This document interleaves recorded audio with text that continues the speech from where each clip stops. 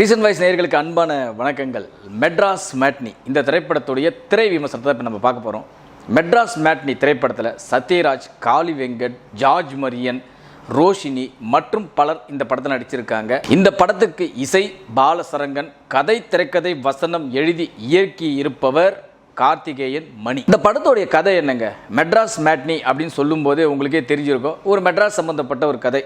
ஒரு ரிட்டைர்மெண்ட் ஹோமில் சத்யராஜ் உட்காந்து ஒரு படமாக எடுக்கலாம், யார் கதையை படமாக எடுக்கலாம் அப்படின்னு ஒவ்வொருத்தரை பற்றி யோசிக்கும்போது அங்கிருந்து ஒரு நபரை பிடிச்சி கேட்குறாரு, ஒரு கேள்வியெலாம் கேட்குறாரு. அவர் மழுப்பி பதில் சொல்கிறாரு, இது வேண்டாம். அப்போ யார் கதையை எடுக்கலான்னு சொல்லும்போது ரோஷினியோட கதையை எடுக்கலாம் அப்படின்ற மாதிரி சொல்கிறாரு. ரோஷினி யார்? ரோஷினியுடைய அப்பா காளி வெங்கட். காளி வெங்கட் ஒரு நடுத்தர குடும்பத்தை சேர்ந்தவர். அந்த குடும்பத்திலேருந்து அவர் ஆட்டோ டிரைவராக ஒர்க் பண்ணுறாரு. ஆட்டோ ஓட்டி அந்த பொண்ணையும் அவரது இன்னொரு பையனையும் படிக்க வச்சு எப்படி பெரிய ஆள் ஆக்குறாரு அப்படின்றது தான் இந்த படத்துடைய சுருக்கமான கதை. இது ஒன்றும் பெரிய இந்த கதையெல்லாம் கிடையாதுங்க. நம்ம சாதாரண நடுத்தர மக்களுடைய வாழ்க்கையில் அன்றாடம் நடக்கக்கூடிய ஒரு நிகழ்வு தான். ஒரு குடும்ப பெண்மணி என்னென்ன பண்ணுவாங்க, காலையில் எந்த சமையல் பண்ணுவாங்க, சாப்பாடு ஊட்டுவாங்க, சாப்பாடு கட்டி புருஷனுக்கு கொடுப்பாங்க, பிள்ளைங்களுக்கு கொடுப்பாங்க. இதே வேலை பிள்ளைங்க எப்படி ஸ்கூலுக்கு போகும், பிள்ளைங்க எப்படி விளையாடும், சின்ன வயசுலேருந்து எப்படி வளர்ந்து வரும், ஒரு அந்த நடுத்தர மக்களுடைய வாழ்வாதாரம் எப்படி இருக்கும், நடுத்தர மக்கள் எந்தெந்த விதத்தில் கஷ்டப்படுவாங்க, இந்த விஷயங்களிலெல்லாம் போட்டு பீராஞ்சி ஆராய்ஞ்சி ரொம்ப அலசி ரொம்ப அடிபட்டிருப்பார் பொழுது இயக்குனர் இந்த மாதிரி விஷயங்களில். அதனால் பக்கவாக கையாண்டிருக்காரு இந்த திரைப்படத்தை கார்த்திகேயன் மணி அவர்கள். இந்த திரைப்படத்தை குறிப்பிட்டு சொல்லப்போனால் காளி வெங்கட் அவர்களுடைய நடிப்பு இயல்பாக நல்லா பண்ணியிருக்க. ஒரு நடுத்தர உண்மையிலேயே அவரே சொல்லியிருந்தார், நானும் இந்த மாதிரி நடுத்தர குடும்பத்தில் சேர்ந்து வந்தவன் தான், சினிமா துறைக்கு வந்தவன் தான் அப்படின்ற மாதிரி சொல்லியிருந்தார். அந்த வகையில் காளி வெங்கட் அவர்கள் அந்த நடிப்பு திறமையை அழகாக வெளிப்படுத்தியிருக்காரு. அவரது மகளை நடிச்சிருக்கக்கூடிய ரோஷினி அவங்க கேரக்டர் அழுத்தம் திருத்தமாக அந்த படத்தில் ஒரு பெரிய ப்ளஸ்ஸாக அமைஞ்சிருக்கு. சத்யராஜ் அவர்கள் ஒரு ரிட்டைர்மெண்ட் ஹோமில் உட்காந்து ஒரு கதையை சொல்லிட்டு இருக்காரு, இவங்க குடும்பத்தில் இப்படி பண்ணாங்க அப்படி பண்ணாங்கன்ட்டு. ஆனால் ஏன் அவர் கதையை சொல்கிறாரு, அவருக்கும் அந்த படத்துக்கு என்ன சம்மந்தம் அப்படின்ற ஒரு விஷயம் தெளிவாக எடுத்து சொல்ல தவறிட்டார் இயக்குனர் அப்படின்னு தான் சொல்லணும் கண்டிப்பாக. ஏன்னா சத்யராஜோட கேரக்டர் அழுத்தமாக இருந்தால் மட்டும்தான் அந்த கேரக்டர் வலுவடியும். அவர் ஒரு ரிட்டைர்மெண்ட் ஹோமில் உட்காந்து ஒரு கதை சொல்லிட்டு இருக்காரு. அவர் என்ன, அதுக்கும் அந்த கதைக்கும் என்ன சம்மந்தம், அவர் சொல்ல வேண்டிய அவசியம் என்ன, அவர் யார் முதல்ல அப்படின்றத ஒரு டீட்டெயில்டாக சொல்ல வந்துட்டார் இயக்குனர். மற்றபடி சத்யராஜ் அவர்களோட உட்காந்து அந்த பண்ணுற பர்ஃபார்மன்ஸ் சேர்லேயே தான் உட்காந்துருப்பாருங்க, எழுந்துக்கலாம் மாட்டாருங்க சத்யராஜ். படம் முடிகிற வரைக்கும் அவர் சேர்லேயே உட்காந்து கதை சொல்லிட்டே இருப்பார். அந்த பர்ஃபார்மன்ஸ் உண்மையில் நல்லாவே பண்ணியிருக்காரு. இந்த படத்துடைய இசை பாலசரங்கன். இந்த படத்தில் பெருசாக பாடல்கள் நம்ம மனசில் ஓட்டுறா கூட பின்னணி இசையில் நல்லாவே பண்ணியிருக்காரு அப்படின்னே சொல்லலாம்.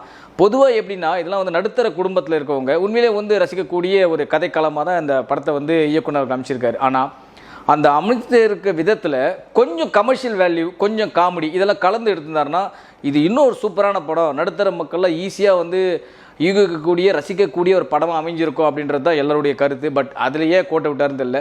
ரொம்ப சினிமாட்டிக்காக எடுத்துகிட்டு போகிறாரே தவிர ஒரு கமர்ஷியல் வேல்யூ புகுத்தணும், ஒரு காமெடியை புகுத்தணும், அப்போ தான் ஆடியன்ஸ் உட்காந்து ரசிப்பாங்க. இந்த மாதிரி விஷயங்கள்லாம் அவர் கைவிட தவறிட்டாருன்னு தான் சொல்லணும் கண்டிப்பாக. மெட்ராஸ் மேட்னி பொதுவாக மெட்ராஸில் பல நடுத்தர குடும்பங்கள் இருக்காங்க. வீட்டு வாடகை, கரண்ட்டு பில்லு கட்டணும், கேஸ் கனெக்ஷன், இதெல்லாம் நிறைய பேர் சமாளிச்சுட்டு இன்னமும் குடும்பம் நடத்திட்டு தான் இருக்காங்க. நீங்கள் எல்லாருமே பார்த்துருப்பீங்க. அந்த மாதிரி ஒரு கதையை கையாண்டு இப்போ எடுக்க வேண்டிய அவசியம் என்னன்றதும் ஒரு கேள்விக்குறியாக இருக்குது. ஏன்னா இது எல்லாருமே வாழ்ந்து நிறைய படங்களில் பார்த்து ரசித்த ஒரு காட்சி அமைப்புகள் தான்.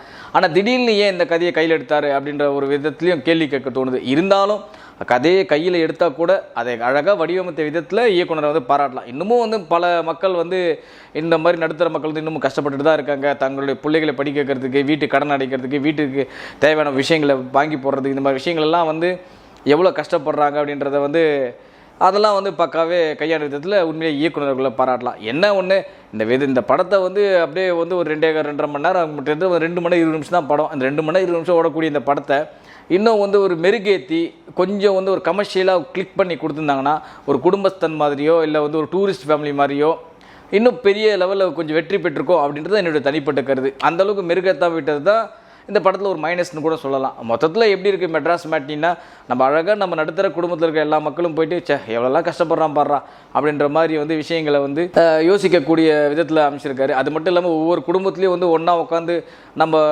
சாப்பிட்றது கூட கிடையாது, எல்லோரும் ஒன்றா உட்காந்து சாப்பிட்டு எவ்வளோ நாள் ஆச்சு அப்படின்ற மாதிரியும் சில விஷயங்கள்லாம் சென்டிமெண்ட்டை பூத்துக்காரு. அதெல்லாமே நல்லாவே ஒர்க் அவுட் ஆகிருக்கு. உண்மையை சொல்லப்போனால் மெட்ராஸ் மேட்னி இந்த படத்தை வடிவமைத்த விதத்துலையும் இந்த படத்தை வந்து யோசித்த விதத்துலையும் உண்மையிலேயே பாராட்டுகள் தெரிவிக்கலாம். ஆனால் ஸ்க்ரீன் பிளேலையும் கமர்ஷியல் வேலையிலையும் கொஞ்சம் கோட்டை விட்டுன்றது தான் இந்த படத்தில் உள்ள ஒரு பெரிய மைனஸ்னு சொல்லலாம். கண்டிப்பாக வந்து இந்த படத்தை நிச்சயமாக நீங்கள் தேட்டரில் போய் பார்க்கலாம். ஏன்னா நடுத்தர குடும்பத்தில் இருக்கிற மக்கள் எவ்வளோ கஷ்டப்படுறாங்கன்றத டீட்டெயில்டாகவே சொல்லியிருக்காரு. ஒரு ஆட்டோ டிரைவர் ஆட்டோ ஓட்டி எந்த அளவுக்கு கஷ்டப்பட்டு பெண்ணையும் தன்னுடைய மகனையும் படிக்க வச்சு பெரிய ஆளாக்குறாரு அப்படின்றத விழாவறியாக சொல்லியிருக்காங்க. அதேமாதிரி பிரியும் போது தன்னுடைய மகளுக்கு வந்து பெரிய இடத்துல வாய்ப்பு கிடச்சி வேலை கிடச்சி பிரியும் போது அந்த மனசு எவ்வளோ வேதனைப்படுறது, அப்பா பட்ட கஷ்டம் என்னன்றதில் உணரும் போதில் வந்து உண்மையிலே குடும்பங்களுடைய அந்த ஈர்ப்பு சக்தியை அதிகமாக கொடுத்துருக்காரு அப்படின்னு தான் நம்ம சொல்ல தோணுது. மெட்ராஸ் மேட்னி 2 மணி நேரம் 20 நிமிஷம் ஓடக்கூடிய இந்த திரைப்படத்தை இன்னும் கலவையான விஷயங்கள்லாம் புகுத்திருந்தாங்கன்னா ஒரு பெரிய சக்ஸஸ் ஆகிருக்கும் அப்படின்றத என்னுடைய தனிப்பட்ட கருத்து. இருந்தாலும் அந்த படக்குழுவுக்கும் அந்த படத்தில் நடித்த அனைவருக்கும், குறிப்பாக சொல்லப்போனால் அந்த மகள் நடிச்சிருக்க ரோஷினி அவர்களுக்கும் வந்து எனது மனமார்ந்த பாராட்டுகள் நம்ம சேனல் சார்பாக சொல்லிடுறேன். நிச்சயமாக இந்த மாதிரி இது போன்ற படங்கள் கதைகள் வந்தால் தான் இன்னமும் இந்த குடும்ப உறவுகள் இந்த குடும்ப விஷயங்கள் எல்லாமே மக்கள் மனசு நீடிச்சிருக்குன்றதுக்கு கூட ஒரு எடுத்துக்காட்டாக நம்ம எடுத்துக்கலாம். மொத்தத்தில் மெட்ராஸ் மேட்னி இது மேட்னி இல்லைங்க, எல்லா வாழ்க்கையிலும் நடக்கக்கூடிய அன்றாடம் நடக்கக்கூடிய ஷோ தான். மேட்னி ஷோ மட்டும் இல்லை, எல்லா ஷோவும் தான். நிச்சயமாக தேட்டரில் போயிட்டு பாருங்கள். நம்ம மீண்டும் சந்திப்போம். நன்றி, வணக்கம். இது போல பல வீடியோக்களை கண்டு மகிழ எங்களது ரீசன்ட் வாய்ஸ் சேனலை மறக்காம சப்ஸ்கிரைப் பண்ணுங்க.